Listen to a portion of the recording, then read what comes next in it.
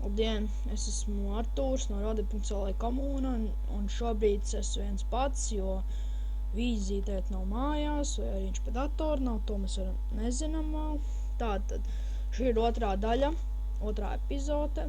Tātad, labi, es mums pastāstīšu viens pats par visu Rodi. Nākošajā trešajā daļā mēs būsim ar vīziju, es tā domāju. Tātad, mums ir izmaiņas, mums ir Rode Unreal.CL.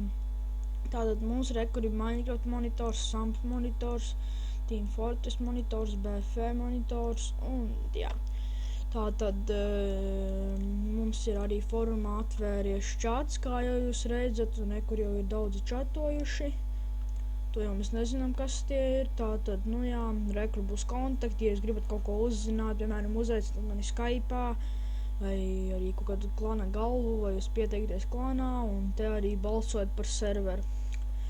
Kur mūsu draugi forums, viņi tā kā ar mums normāli, varat arī pie viņiem iet, kaut ko, piemēram, viņi tev palīdz, viņi jums palīdzēs kaut ko tā, piemēram, webam, tā, tad SMS pakalpojumi.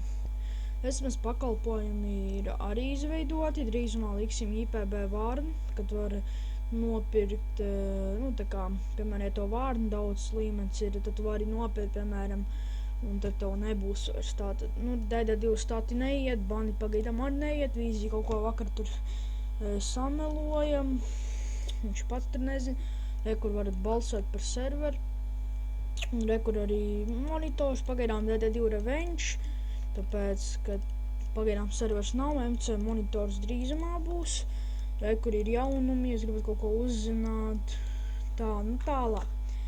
Tātad Minecraft servers jau ir atvēries, to mēs jums atsūtīsim vēlāk, bet tas ir tā vienkārši, un tad arī būs atvēries Team Fortress servers, Call of Duty servers, un jūs varēsiet spēlēt, un cik gribēsiet, piemēram,